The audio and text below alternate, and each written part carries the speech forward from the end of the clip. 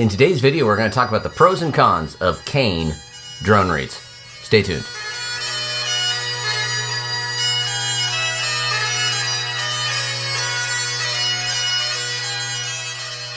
Well, hello everybody, I'm Matt Willis Bagpiper, and on this channel I make videos to make you a stronger and more confident piper. If you like this kind of content, please think about giving the video a like, subscribing to the channel, and commenting below with any thoughts you might have. I also teach Skype and online lessons if you want more personalized instruction, but more on that later. So recently I've had quite a few folks asking about cane drone reeds. Yes, for those that might not know, this is a modern synthetic drone reed, but this is not how they always looked. We used to actually put these type of reeds right here, cane, in our drones. But a little over 20 years ago, Mark Wygant started making synthetic reeds. I'm sure there were some other folks, though he was the first one I heard of making them. And then Easy Drone took that design and ran with it, but has done a heck of a job. And now most people have had some sort of Easy Drone product in their pipes at some point over the years. And there's just a plethora of various synthetic reeds on the market using glass fiber tongues, carbon fiber tongues, all that stuff. But the original old school option was the cane drone reed.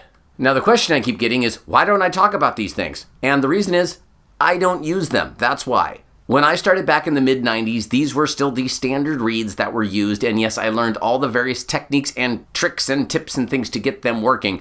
But as soon as good quality synthetic reeds made it onto the market, like so many pipers, I kind of never looked back. So what makes these things so persnickety, and why don't I recommend them for most pipers? First of all, they are quite difficult to set up for the average player. The tongue is actually just cut out of the cane. I can't quite get it on camera. There'll be a photo on screen of this. And that tends to shut down. There are a variety of ways we can open it up. One of the classic ways is to take a hair and actually put it under the tongue to spring it open. Other ways are to heat the back of the cane with a lighter or over a candle or something similar, though that can be quite permanent and difficult to get exactly the right amount of heat to make the cane tongue curl up. The one that I tended to use was actually a kind of unbent paper clip that would help spring up the tongue from the inside. That worked pretty well, though over time it would tend to force the tongue up more and you'd have to keep adjusting it out because eventually it would spring the tongue too much, in my experience. Versus a synthetic reed where the tongue is either pre-bent by the maker or the body is actually bent away and the tongue is straight. That's what the balance tone reeds do. There's a variety of ways that the tongue is kind of propped open, if you will, but it's something that we don't have to try to do on their own. And once it's open, they tend to stay open, unlike these guys. Next is the bridle itself. It's a tied-on bit of kind of waxed hemp right here that, well, can be quite difficult to adjust in small amounts. It tends to be kind of grabby and it's difficult to move. It's also difficult to tie. I actually can't quite remember the proper knot to use. I would tend to replace these with some sort of small O-ring or a couple of them to get enough pressure on it. So it was a bit more like a synthetic reed in that case. But the traditional tied-on bridle can be quite difficult to adjust, quite difficult to tie. Now don't get me wrong, adjusting the bridle on an Easy Drone like this isn't the most fun thing in the world either, and is quite small in motion and tends to be grabby as well. But I still find it easier than trying to adjust the bridle on most cane drone reeds. But let's say you've got the tongue sprung properly and you've been able to adjust the bridle to take the proper amount of air. Why wouldn't I then just go forward with these? Because at that point, I've had to do all the same adjustments I'd have to do on a synthetic reed. And that answer is warm-up time. Most cane drone reeds take at least 3 minutes, if not 5 or even 10, to start settling down. They need a certain amount of moisture kind of penetrating the cane itself, and that's a lot of cane. I have not personally ran into a set of cane drone reeds that I would trust to play cold tuned at an event.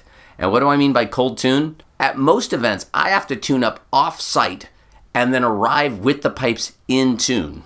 That's very demanding for the instrument, and I have to think of a lot of things. I have to try to tune them in a very similar environment to the one I'll be playing in, and as I transport the pipes, I try to keep them in a similar environment as well. So if I'm playing in an air-conditioned room, I'm going to try to tune them in an air-conditioned room. Cane drone reeds don't tend to do very well in a cold tuning situation. I would not trust my instrument with cane drone reeds after 15, 20, 25 or more minutes to be in tune with cane drone reeds and, hope and pray that when I strike in to march that bride down the aisle as a surprise piper that they're going to be in tune.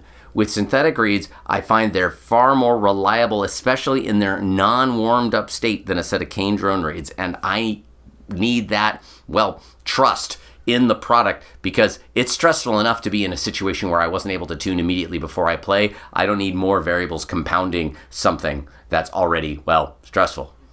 The other thing to take into account with cane drone reeds is that they are a natural material, which might be a pro for certain things, but in this case, trying to get 3 bits of, well, kind of reed, bamboo looking stuff here to take exactly the same amount of air and have very similar volumes to one another can be exceedingly difficult. It might take you more than one set of drone reeds to find a set that actually meets all of your specifications, taking the right amount of air, having the same volume, because you might have 2 cane drone reeds that take about the same amount of air, and one tenor is crazy loud versus the other tenor, which might be noticeably quieter. So what are some of the pros of cane drone reeds? I just kind of had a litany of reasons not to use these, but there are people out there that do enjoy cane. I'd say the biggest pro is the tone. If you can get a set of cane drone reeds properly set up, and I do mean if, there's a lot of variables in this set, but if you can get a set of cane drone reeds in tune, taking the right amount of air and balanced properly for volume, they sound amazing. I mean, this was what the whole instrument was designed on. And that's another point a lot of people bring up. It's old school cool. You're playing the instrument as designed by, well, I don't know, the ancient Scots or the Egyptians or whoever came up with this whole, thing back in the day. But there is something to be said about, like, I have real cane drone reeds as opposed to some plastic and fiberboard bits or whatever you might have in a synthetic reed. So maybe some bragging rights in that regard, and just the knowledge that you have cane.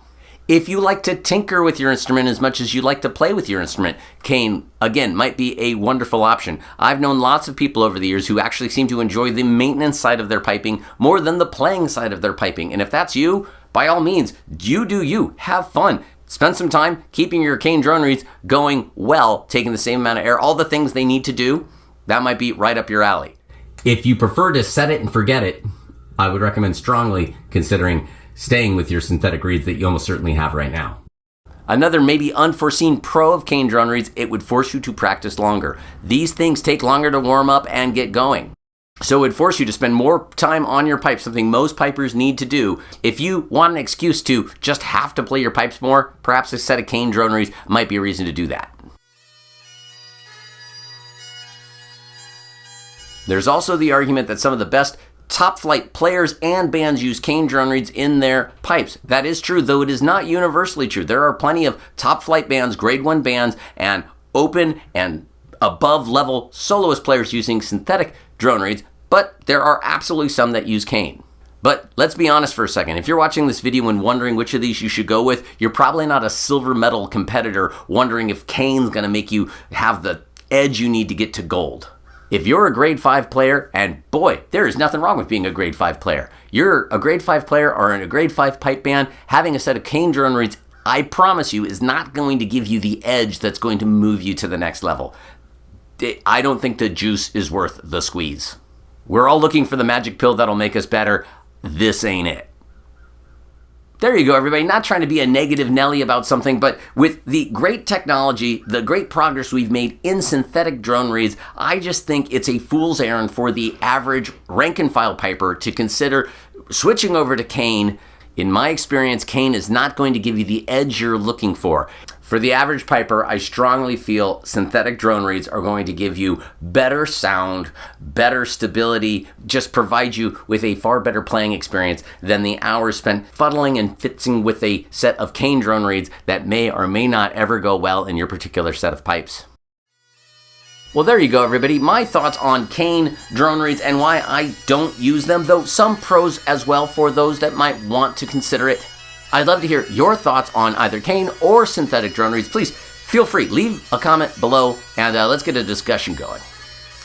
A special shout out to all the members of my Patreon community. You guys really do make this channel possible. If it wasn't for the folks whose names you see scrolling up right now, well, I couldn't be making these videos. So please consider joining the Patreon, and at the Thistle level and above, you get access to all of my classic series materials. So check that out. I also teach Skype and online lessons. Go ahead and head over to www.commandyourbagpipe.com or email me at the address you see below, and we'll get you going. I'm working with folks from all over the planet, and I hope to work with you soon.